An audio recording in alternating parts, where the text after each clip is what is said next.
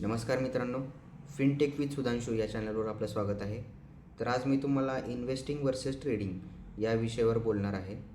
तर मी बऱ्याचदा बघितले आहे की इन्व्हेस्टिंग वर्सेस ट्रेडिंग या विषयामध्ये इन्व्हेस्टरचा फार मोठा गोंधळ असतो. आणि आपण बघितलं असेल की भरपूर लोकजण म्हणतात की मी ट्रेडिंग करून इन्व्हेस्टमेंट करणार, पण ॲक्च्युअलमध्ये काय होतं हे तुम्हाला मी आज दाखवणार आहे. तर चॅनलवर नवीन असाल तर सबस्क्राईब करायला विसरू नका. तर आपण चालू करूयात. तर सगळ्यात महत्त्वाचा मुद्दा म्हणजे टाईम. गुंतवणूक आणि ट्रेडिंग यामध्ये टाईम या सब्जेक्टला फार महत्त्व आहे. गुंतवणूक करताना आपण लाँग टर्मसाठी गुंतवणूक करतो, म्हणजे 5, 10, 15, 20 वर्ष. तेच आपण ट्रेडिंग करायला गेलं तर इथे काही मिनिटांचा, तासांचा किंवा दिवसांचा खेळ असतो. तुम्हाला गुंतवणुकीमुळे तुम्हाला जास्त वेळ तिथे थांबावं लागणार आहे, कारण की लाँग टर्ममध्ये तुमचं कंपाऊंडिंग होऊन तुम्हाला जास्तीत जास्त कॉर्पस तुमच्या इन्व्हेस्टमेंटवर मिळणार आहे. तेच तुम्हाला ट्रेडिंग करताना तुम्हाला अचूक निर्णय, कमीत कमी वेळात अचूक निर्णय तुम्हाला इथे घ्यावे लागतात. त्याच्यामुळे तुम्हाला स्वतःला टेस्ट करायचं आहे की आपण गुंतवणुकीसाठी बनलो आहे का ट्रेडिंगसाठी. ते तुम्हाला मी लास्टला सांगेल की तुम्हाला तुमच्या ट्रेडिंग स्टाईलवर किंवा इन्व्हेस्टमेंट स्टाईलवर तुम्हाला दोन्हीपैकी कुठली बेटर आहे हे तुम्हाला कसं शोधायचं हे मी तुम्हाला सांगणार आहे. दुसरा महत्त्वाचा मुद्दा आहे म्हणजे मोटिव्ह म्हणजे काय, उद्देश. गुंतवणूक करताना आपण कोणत्या उद्देशाने गुंतवणूक करतो, ते म्हणजे वेल्थ क्रिएशन हे केव्हा होते, जेव्हा तुम्ही जास्त पिरियडसाठी तुम्ही मार्केटमध्ये थांबताय. जास्त टाईम म्हणजे 10, 15, 20, जितका जास्त वेळ तुम्ही इथे थांबताय तितकी तुमचे वेल्थ हे क्रिएट होते. त्या अगेन्स्ट तुम्ही ट्रेडिंगमध्ये कशासाठी येत आहे की तुम्हाला इन्स्टंट कॅश फ्लो पाहिजे. इन्स्टंट कॅश फ्लो म्हणजे काय की झटपट पैसा कमवण्याचा मार्ग म्हणजे आपण ट्रेडिंगकडे बघतो.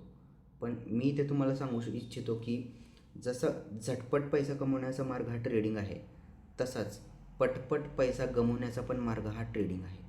त्यामुळे तुम्हाला इथे ठरवायचं आहे की तुम्हाला वेल्थ क्रिएट करायची आहे का तुम्हाला इन्स्टंट कॅश फ्लो हवा आहे. तिसरा आणि सर्वात महत्त्वाचा मुद्दा म्हणजे रिस्क. गुंतवणुकीमध्ये रिस्क आहे का हो? आहे, पण इथे रिस्क कमी आहे. याचा अर्थ शून्य रिस्क आहे असंही नाही, कारण की तुम्ही गुंतवणूक करताना 5, 10, 15, 20 वर्षासाठी गुंतवणूक करत आहे.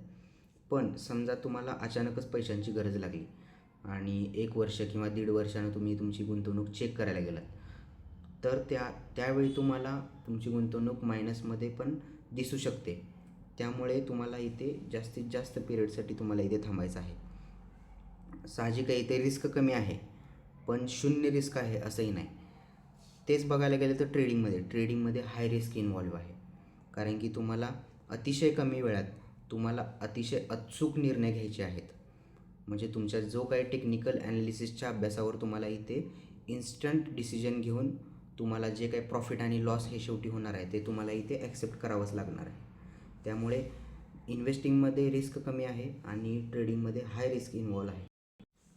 तर पुढचा मुद्दा काय आहे, डिसिजन म्हणजे काय, निर्णय. आपण इन्व्हेस्टमेंट करताना कुठल्या बेसिसवर डिसिजन घेतो, तो म्हणजे फंडामेंटल ॲनालिसिस म्हणजे काय की त्या कंपनीचा आपण पूर्ण अभ्यास करतो, म्हणजे त्याचं बॅकग्राऊंड चेक करतो. कंपनी प्रॉफिटेबल आहे का ते आपण चेक करतो आहे. वारंवार कंपनी प्रॉफिटेबल आहे का हे पण आपण बघतो आहे. कंपनीमध्ये फ्रॉड वगैरे काय चालू आहे का किंवा कुठल्या लिगल केसमध्ये कंपनी इन्व्हॉल्व आहे का ते आपण चेक करतो आहे. कंपनीचं profit and loss account, balance sheet आपण सगळं आपण चेक करून गुंतवणुकीचा निर्णय घेतो. तेच आपण ट्रेडिंगमध्ये बघायला गेलं तर आपण टेक्निकल ॲनालिसिसवर आपण पूर्ण निर्णय घेतो. म्हणजे तुमचा टेक्निकल ॲनालिसिसचा जेवढा अभ्यास असेल तेवढे तुमचे ट्रेड ॲक्युरेट असतील. आणि सोबतच तुम्ही इमोशन बेस्ड पण डिसिजन इथे घेत आहे. मग इमोशन बेस्ड ट्रेडिंगचे तुम्ही जेव्हा डिसिजन घेत आहे तेव्हा तुमची प्रॉफिट होण्याची शक्यता थोडी कमी होते, कारण की तुमचा अभ्यासापेक्षा तुमचे इमोशन तिथे इन्व्हॉल्व होतात. त्यामुळे आपण इन्व्हेस्टिंग करताना आपण फंडामेंटल ॲनालिसिसचा अभ्यास करतो आणि ट्रेडिंगमध्ये आपण टेक्निकल ॲनालिसिसच्या जोरावर आपण ट्रेड घेतो. तर पुढचा मुद्दा आहे इमोशन्स म्हणजे काय, भावना. गुंतवणुकीमध्ये आपण 5, 10, 15, 20 वर्ष, 25 वर्ष थांबत असल्यामुळे ही प्रोसेस तुम्हाला बोर वाटू शकते.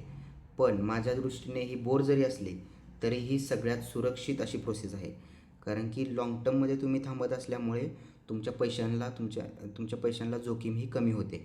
कारण की शॉर्ट टर्ममध्ये तुमची गुंतवणूक ही चढ उतार होऊ शकतो. तिथे तुम्हाला रिस्क जास्त इन्व्हॉल्व होते. पण इथे तुम्ही जास्तीत जास्त टाईमसाठी तुम्ही थांबत असल्यामुळे तुमचे इमोशन्स तुम्हाला कंट्रोल करू देत नाहीत. तर तुम्ही तुमचे इमोशन्स कंट्रोल करता. तेच आपण ट्रेडिंगमध्ये बघायला गेलं तर तुम्हाला इथेच जास्तीत जास्त स्ट्रेसचा सामना करावा लागू शकतो. कारण की तुम्हाला अत्यंत कमी वेळेत तुम्हाला जास्तीत जास्त अचूक निर्णय घ्यावा लागल्यामुळे तुम्हाला एक्स्ट्रीम लेवलचा स्ट्रेस हा फेस करावा लागू शकतो. आणि दुसरं आहे इगो म्हणजे काय? रिव्हेंज ट्रेडिंग म्हणजे काय की आपण बघतोय जास्तीत जास्त ट्रेडर हे जेव्हा त्यांना त्यांची पोझिशन एखादी लॉसमध्ये जाते तर ते इमिडिएटली त्यांचे रिव्हेंज ट्रेड एक्झिक्यूट करतात. म्हणजे तिथे त्यांचा टेक्निकल ॲनालिसिसचा काही भाग नसतो. ते पूर्ण जे काय ट्रेड असतात ते पूर्ण हे रिव्हेंज ट्रेड असतात, इमोशनवर बेस्ड असतात. त्यामुळे तिथे प्रॉफिटची शक्यता अजून कमी होते. थोडक्यात बघायचं झालं तर काय की इन्व्हेस्टमेंट हे तुमचं पेशन्स टेस्ट करते आणि ट्रेडिंग हे तुमचं डिसिप्लिन टेस्ट करते. पुढचा आणि शेवटचा मुद्दा आहे टाईप्स. मग इन्व्हेस्टमेंटचे कुठले प्रकार आहेत? तर सगळ्यात पहिला म्हणजे म्युच्युअल फंड हे सगळ्यात सुरक्षित असा तुमचा मार्ग आहे. म्युच्युअल फंडमध्ये तुम्ही सिस्टमॅटिक इन्व्हेस्टमेंट प्लॅनद्वारे एका ठराविक टाईममध्ये मार्केटमध्ये तुम्ही इन्व्हेस्टमेंट करत राहता. याच्यामुळे काय होतं, जेव्हा मार्केट खाली येतं तेव्हा पण तुमची गुंतवणूक होते आणि मार्केट जेव्हा वरती जातं तेव्हा पण तुमची गुंतवणूक होते. त्यामुळे तुमची सरासरी म्हणजे फायनान्शियल टर्ममध्ये त्याला म्हणतात रुपी कॉस्ट ॲव्हरेजिंग. तुमचं ॲव्हरेज चांगलं झाल्यामुळे तुम्हाला चांगले रिटर्न भेटण्याची शक्यता इथे वाढते. दुसरं म्हणजे डायरेक्टली स्टॉक्स बाय करणे. म्हणजे तुम्ही एखाद्या कंपनीचे डायरेक्टली स्टॉक्स तुम्ही बाय करू शकताय. त्यासाठी तुम्हाला डीमॅट अकाउंट लागेल. पण मी असे तुम्हाला इथे सजेशन देईल, जर तुम्हाला शेअर्सचा अभ्यास करण्याचा चांगला अनुभव असेल किंवा तुमच्याकडे जास्तीत जास्त वेळ ॲवेलेबल असेल तरच तुम्ही डायरेक्टली स्टॉक्समध्ये इन्व्हेस्टमेंट करायचा निर्णय घ्या. नाहीतर तुम्ही म्युच्युअल फंडमध्येच तुम्ही सिस्टमॅटिक इन्व्हेस्टमेंट प्लॅनद्वारे तुम्ही इन्व्हेस्टमेंट करून तुमची इन्व्हेस्टमेंट जास्त सेफ करू शकता. तेच ट्रेडिंगमध्ये बघायला गेलं तर मोस्टली 3 प्रकार आहेत: इंट्राडे, ऑप्शन्स आणि फ्युचर. इंट्राडे म्हणजे काय की नावातच आहे, तुमची पोझिशन तुम्हाला कुठल्याही परिस्थितीमध्ये एका दिवसाच्या आत क्लोज करावी लागणार. म्हणजे तुम्हाला प्रॉफिट होऊ दे किंवा लॉस होऊ दे, तुम्हाला ती तुमची पोझिशन एक्झिट करावीच लागणार. नाही तर तुमचा ब्रोकर तुमची इन्व्हेस्टमेंट ही तुमचे पोझिशन ही एक्झिट करून टाकेल. मग इथे तुम्हाला जास्तीत जास्त रिस्कचा सामना करावा लागू शकतो. दुसरा प्रकार आहे ऑप्शन्स म्हणजे काय की तुम्ही डायरेक्टली स्टॉक्स किंवा इंडेक्स खरेदी न करता त्याचा ऑप्शन्स तुम्ही बाय करू शकताय, बाय किंवा सेल करू शकताय. म्हणजे समजा तुम्हाला निफ्टी आहे सध्या 25,000. तुम्हाला जर वाटत असेल की हा 25,200 जाईल उद्या, तर तुम्ही त्या अगेन्स्ट तुम्ही कॉल घेऊ शकताय. कॉल म्हणजे काय, मार्केट जेव्हा तुम्हाला वरती जाईल असं वाटत असेल तर तुम्ही त्या इंडेक्सचा कॉल घेऊ शकताय. जर मार्केट जर तुम्हाला खाली जाईल असं वाटत असेल तर तुम्ही पुट घेऊ शकताय. थोडक्यात काय, तर तुम्ही डायरेक्टली इंडेक्स न घेता त्याचा एक कॉल किंवा पुट घेत आहे. ऑप्शन्समध्ये अजून डिटेलमध्ये मी तुम्हाला व्हिडिओ बनवून पोस्ट करणार आहे, तेव्हा मी तुम्हाला ऑप्शन्सबद्दल जास्तीत जास्त माहिती देईन. आणि तिसरा प्रकार म्हणजे फ्युचर्स पण ऑप्शनच्या जवळजवळ सेम आहे, पण याच्यात टायमिंग डिके नसतो. म्हणजे ते तुम्हाला पुढच्या प्रोसेसमध्ये तुम्हाला व्हिडिओमध्ये कळेल. फ्युचर म्हणजे मी थोडक्यात सांगतो की एखादा इंडेक्स तुम्हाला असं वाटत असेल की या एका महिन्याने याची प्राईस वाढणार आहे, तर तुम्ही ॲक्च्युअल स्टॉक खरेदी न करता त्याचे फ्युचर्स बाय करता. म्हणजे तुम्हाला जास्तीत जास्त क्वांटिटी स्टॉक्सच्या अगेन्स्ट तुम्हाला कितीतरी पटीने तुम्हाला तिथे फ्युचर्समध्ये क्वांटिटी मिळते. त्यामुळे इथे रिस्क इन्व्हॉल्व आहे, रिस्क तुमची वाढते. त्यामुळे तुमचा चांगला अभ्यास असेल स्टॉक्सचा किंवा तुम्हाला जास्तीत जास्त तुमचा अभ्यास करून तुम्हाला कन्व्हिक्शन वाटत असेल तरच तुम्ही इंट्राडे, ऑप्शन्स किंवा फ्युचर्समध्ये इन्व्हेस्ट करा. तर शेवटी बघूयात आपण सोल्युशन काय आहे याच्यावर. तर मी तुम्हाला सांगू इच्छितो की तुम्हाला जर फुल टाईम जॉब असेल तर तुम्हाला सर्वात आधी ही तुमची गुंतवणूक करायची आहे. कारण की तुम्हाला ट्रेडिंगसाठी हा जास्तीत जास्त वेळ द्यावा लागणार आहे. जॉबमुळे तुमच्याकडे तेवढा वेळ नसणार आहे, त्यामुळे तुम्हाला आधी गुंतवणूक करायची आहे. त्याच्यानंतर आहे इमोशन्स. समजा तुमच्या इमोशन्सवर कंट्रोल नाही आहे तर तुम्हाला ट्रेडिंगपासून दूर राहायचं आहे. कारण की ट्रेडिंगमध्ये जेव्हा तुम्ही याल आणि तुमचं इमोशनवर तुमचं कंट्रोल नसेल तर तिथे तुम्ही लॉस करण्याची शक्यताही जास्त असते. तिसरं म्हणजे सगळ्यात महत्त्वाचं आहे स्क्रीन टाईम. ट्रेडिंगमध्ये तुम्हाला जास्तीत जास्त स्क्रीन टाईम द्यावा लागणार आहे. पण जॉब असल्यामुळे किंवा इतर काही तुमचा बिझनेस असल्यामुळे तुमच्याकडे जर तेवढा वेळ नसेल तर ट्रेडिंग तुम्ही अवॉइड करा. आणि जर तुमचा चांगला अभ्यास झालेला असेल की तुम्ही स्टार्टिंगला तुम्हाला वेळ दिला असेल त्या ट्रेडिंगसाठी, तर नंतरनं तुम्ही बिझनेस किंवा जॉब करत पण ट्रेडिंग करू शकता. चौथं आहे, सगळ्यात महत्त्वाचं आहे डिसिप्लिन. समजा तुम्हाला जर असं वाटत असेल की तुम्ही डिसिप्लिन आहात आणि तुमच्याकडे शिस्त आहे, तर तुम्ही हळूहळू ट्रेडिंग शिका आणि हळूहळू तुमचं इनिशियल कॅपिटल 10 किंवा 15,000पासून तुम्ही ट्रेडिंगमध्ये सुरुवात करा. सुरुवातीला तुम्हाला कळेल की तुमचे इमोशन्स तुम्हाला कळेल. तुम्ही ऑब्झर्व करू शकणार आहे स्वतःला की तुम्ही ट्रेडिंग करू शकताय किंवा गुंतवणूक. ट्रेडिंगमध्ये होणारे चढ-उतार तुम्ही हँडल करू शकताय का नाही हे तुम्हाला तिथे कळेल.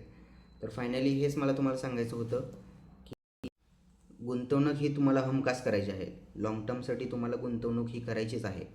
प्लस तुम्ही ही ट्रेडिंगमध्ये हळूहळू तुम्ही शिकून तुम्ही ट्रेडिंगमध्ये तुम्ही मास्टर होऊ शकताय. पण तुम्हाला मी जसं सांगितलं, स्टार्टिंगमध्ये तुम्हाला कमी कॅपिटलने इथं सुरुवात करायची आहे.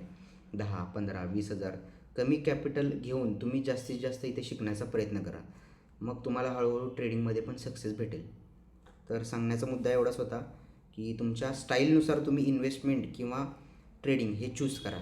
जर तुम्हाला वाटत असेल की ट्रेडिंगमध्ये तुमचं भविष्य आहे, ट्रेडिंगमध्ये तुम्ही लाँग टर्ममध्ये तुम्ही टिकू शकाल, तर तुम्ही फुल टाईम ट्रेडिंग करायचा निर्णय घेऊ शकता. तर थँक्यू सो मच, तुम्ही इतका वेळ ऐकलात आणि थँक्यू सो मच. अशाच व्हिडिओसाठी तुम्हाला चॅनलला सबस्क्राईब करायचं आहे आणि नेक्स्ट व्हिडिओ मी लवकरच टाकेन. So thank you so much.